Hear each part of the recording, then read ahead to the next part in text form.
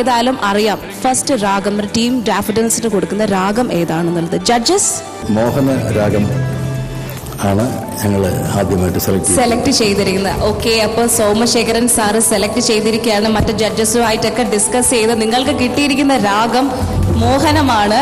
ശരിക്കും നമുക്ക് മറ്റ് ഒരു ഓർക്കസ്ട്ര ടീം നമ്മളൊരു പ്രോഗ്രാമിന് പോകുമ്പോഴൊക്കെ തന്നെ നമ്മൾ ഫിക്സ് ചെയ്ത് വെച്ചിരിക്കുന്ന, നമ്മൾ ഓൾറെഡി പ്രാക്ടീസ് ചെയ്ത് തഴമ്പിച്ച പാട്ടുകളൊക്കെ ആയിരിക്കും നമ്മൾ പ്ലേ ചെയ്യാറുള്ളത്. പക്ഷെ ഇവർക്ക് ഇത് വലിയൊരു ഹെവി ടാസ്ക് ആണ് കൊടുത്തിരിക്കുന്നത്. അതുകൊണ്ട് തന്നെ നിങ്ങളുടെ എല്ലാവരുടെയും ജെനുവിൻ ടാലന്റ് ഫുള്ളായിട്ട് പ്രകടിപ്പിക്കാൻ പറ്റുന്ന ഒരു റൗണ്ടും കൂടിയാണ്. Anyway, all the best team daffodils.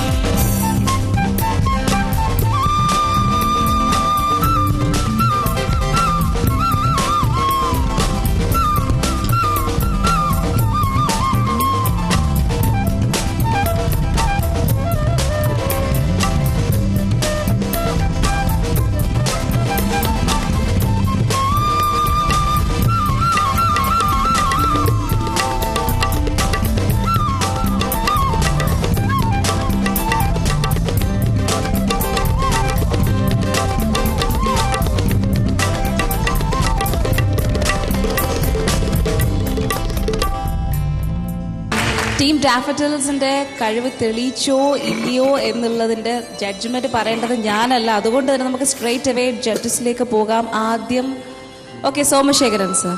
മോഹന രാഗത്തില്, അതായത് ഇതിൽ നിരവധി ഫിലിം സോങ്സ് വന്നിട്ടുള്ള ഒരു രാഗമാണിത്. വളരെ സിമ്പിളായിട്ടുള്ള രാഗമാണ്. വളരെ ഈ രാഗത്തിൽ നമ്മുടെ എല്ലാ മ്യൂസിക് ഡയറക്ടേഴ്സും കഴിഞ്ഞു വന്ന എല്ലാവരും നല്ല നല്ല ഗാനങ്ങൾ.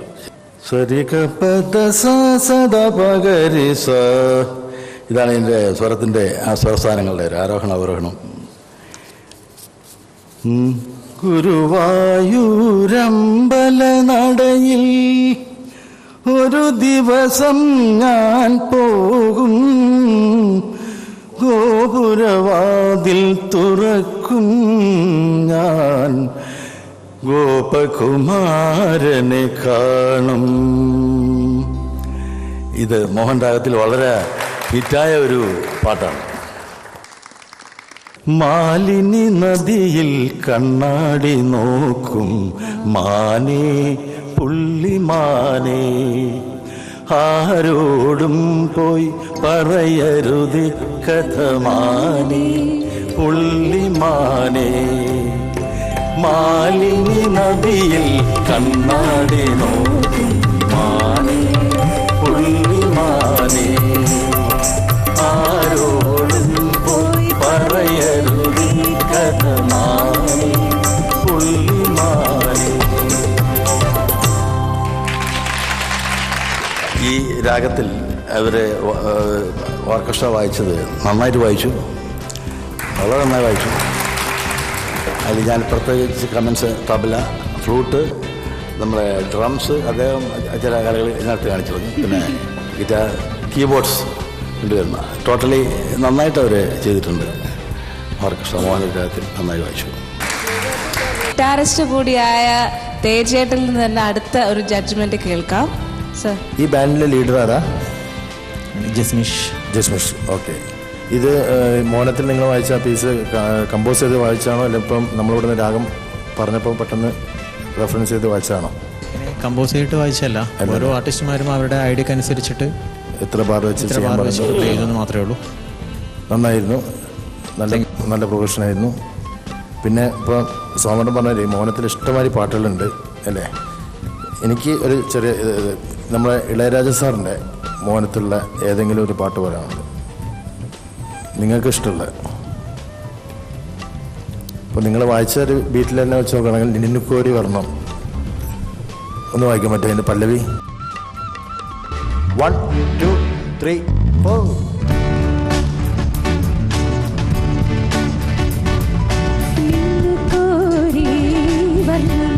വർണ്ണം വിസുതിരയെന്നെ തേടി വർണ്ണം വർണ്ണം ലലലലലലലല ലലലലലലലല ലലലലലലലല ലലലലലലലല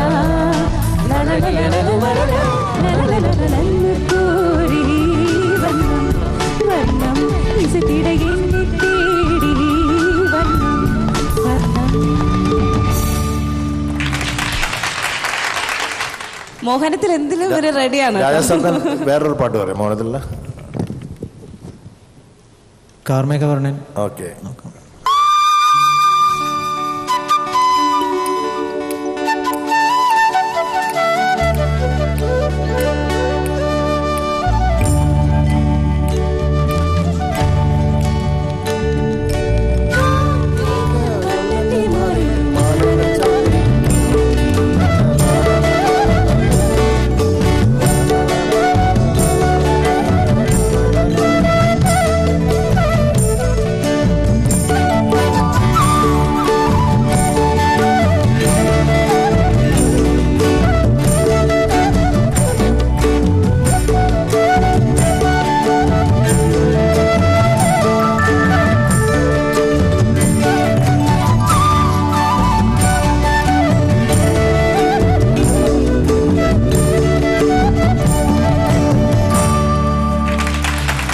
ശരിക്കും എൻ്റെ ഒരു സജഷൻ ഞാൻ പറഞ്ഞോട്ടെ. ഞാൻ പറയാൻ ആരുമല്ല, എന്നാലും കാര്യം ഇപ്പൊ ഇങ്ങനത്തെ ഒരു നമുക്ക് ഫെമിലിയർ ആയിട്ടുള്ള ഒരു പാട്ടുകളൊക്കെ ഇവർ വായിക്കുമ്പോഴത്തേക്കും ഒരു പ്രത്യേക സുഖമുണ്ട്. ഓർക്കസ്ട്ര വായിക്കുമ്പോഴത്തേക്ക് പാട്ടല്ലാതെ തന്നെ കേൾക്കുമ്പോൾ അതുപോലെ ഏതെങ്കിലും ഒന്ന് ഉൾപ്പെടുത്തിയിരുന്നെങ്കിൽ കൊള്ളായിരുന്നല്ലേ. സോളസ് വരുന്നുണ്ട് ഇനി അടുത്ത റൗണ്ടിൽ. എന്തായാലും നിങ്ങളെ ബാൻഡ് വളരെ നന്നായി വായിച്ചു. മോഹനരാഗം നമ്മളെ മലയാളികളാണ് ഏറ്റവും കൂടുതൽ ഇന്ത്യയിൽ തന്നെ ഏറ്റവും കൂടുതൽ നമ്മളെ പാട്ടുകൾ ചെയ്തിട്ടുള്ള മോഹനരാഗത്തിൽ. അതേമാതിരി തന്നെ വേൾഡിൽ ഏറ്റവും കൂടുതൽ മോഹനത്തിൽ പാട്ട് ചെയ്ത ഒരു രാജ്യക്കാരറിയോ? ലക്ഷ്മിയോടല്ലേ വിളിക്കും, അറിയോ? വേൾഡിൽ ഏറ്റവും കൂടുതൽ മോഹനരാഗത്തിൽ പാട്ടുകൾ ചെയ്ത ഒരു രാജ്യമുണ്ട്, ചൈന. യെസ്, അവര് ബ്രാൻഡ് അംബാസഡറാണ് മോഹനരാഗം. അത് പാർട്ടായി ചെയ്തതിന് എല്ലാം നമുക്ക് ശരിക്കും എല്ലാത്തിനും സാറിൻ്റെ കൂടെ ദാ ചേർത്താൽ അല്ലെങ്കിൽ രീ ചേർത്താൽ പാ അങ്ങനെയൊക്കെ മിക്സ് ചെയ്തുള്ള പാ രീ എന്നൊക്കെ വെക്കുമ്പോൾ ചൈനീസ് പാട്ടുകളും കൂടുതൽ നമ്മൾ നോക്കുകയാണെങ്കിൽ മോഹനരാഗത്തിലേക്ക്. എനിവേ നന്നായി വായിച്ചു. All the best.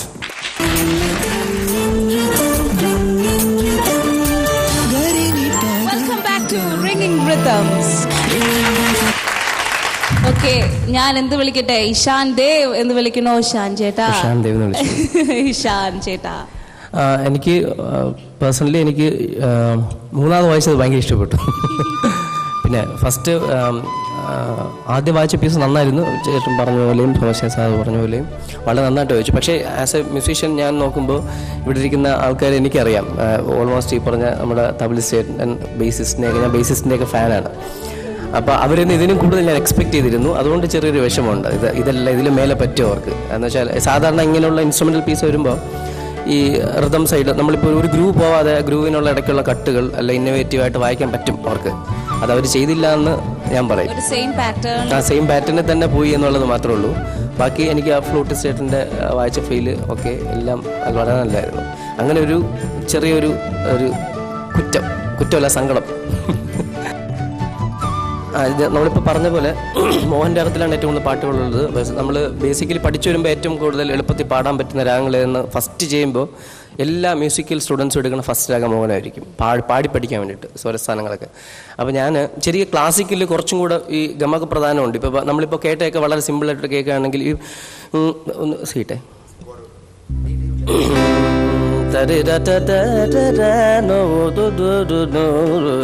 ഓക്കെ. ఎవరూర నిన్ను వీణ, ఎవరూర నిన్ను వీణ, ఎవరూర నిన్ను వీణ, గతి మాకు ఎవరూర నిన్ను వీణ, గతి മാകൂ ఎవరൂര. അങ്ങനെ ശരിക്കും ഗമക പ്രധാനമുള്ള രാഗമാണ് മോഹനം. അപ്പോൾ അത് ശരിക്കും ക്ലാസിക്കൽ പഠിക്കുമ്പോൾ തന്നെ ഈ നമ്മുടെ നോട്ടുള്ള സ്ട്രെച്ചുകളൊക്കെ ഒരുപാട് മനസ്സിലാക്കാൻ പറ്റുന്ന ഒരു മ്യൂസിക് സ്റ്റുഡൻറ്റിന് ഒരു നോട്ട് സാ രീ ഗ പ ധ ഒരുപാട് ഡിസ്റ്റൻസ് ഉള്ളതുകൊണ്ട് ഈ പറഞ്ഞ ഗമത്തിൻ്റെ പ്രയോഗം വളരെ ഈസി ആയിട്ട് പഠിക്കുക. ഇൻസ്ട്രുമെൻ്റ് വായിക്കുന്ന ആൾക്കാർക്ക് അത് വളരെ ഈസി ആയിട്ട് മനസ്സിലാവും. അപ്പം പിന്നെ എനിക്കൊരു കാര്യം മെൻഷൻ ചെയ്യാനുള്ളത്, ഞാനൊരു 10 years ബാക്കാണ് ആദ്യമായിട്ട് ഗാനമേളയിൽ ആദ്യമായിട്ട് പാടുന്നത് പുറത്തൊരു ടീമിൽ പാടുന്നത് ശരിക്കും ചിത്രയുടെ ടീമിലാണ് ഫസ്റ്റ്. ഞാൻ അന്ന് എൻ്റെ കൂടെ ശരിക്കും നമ്മളെ തബലിസ്റ്റ് പ്രതിഭ എൻ്റെ ഏറ്റവും ക്ലോസ് ഫ്രണ്ട് മനോജേട്ടൻ്റെ ബ്രദറാണ്. അപ്പോൾ എനിക്കൊരു സന്തോഷം, ചേട്ടൻ്റെ ഫ്രണ്ട് ഇരുന്ന് എനിക്കിവിടെ ഇരിക്കാൻ പറ്റിയുള്ള വളരെ സന്തോഷമുണ്ട്. I am happy. Thank you. Ringing റിതംസിന്റെ ഇന്നത്തെ ഈ മനോഹരമായ എപ്പിസോഡ് എല്ലാ പ്രിയ പ്രേക്ഷകർക്കും ഇഷ്ടപ്പെട്ടു എന്ന് വിശ്വസിക്കുകയാണ്. ഒത്തിരി ഇൻഫോർമേറ്റീവ് ആയിരുന്നു. രാഗത്തിനെ പറ്റിയിട്ടാണെങ്കിലും നമ്മുടെ ഓർക്കസ്ട്രയെ പറ്റിയിട്ട്, അല്ലെങ്കിൽ ഓരോ ഇൻസ്ട്രുമെന്റിനെ പറ്റിയും അതിൽ വായിച്ചിരിക്കുന്ന ഓരോ നോട്ട്സിനെ പറ്റിയും കൂടി നമ്മുടെ ജഡ്ജസ് വളരെ കീനായിട്ട് തന്നെ ജഡ്ജ് ചെയ്തിരിക്കുകയാണ്. അതുകൊണ്ട് തന്നെ നമുക്കൊരു അടുത്തൊരു പാഠം അടുത്തൊരു എപ്പിസോഡിൽ കിട്ടുമെന്ന പ്രതീക്ഷയോടുകൂടിയും കേരളത്തിലെ ഏറ്റവും നല്ല ഏറ്റവും മികച്ച ഓർക്കസ്ട്ര ടീമിനെ കണ്ടെത്താനുള്ള റിംഗിംഗ് റിതംസുമായി ഞങ്ങൾ എത്തുന്നതായിരിക്കും. അതുവരെ it's bye from Lakshmi Jay.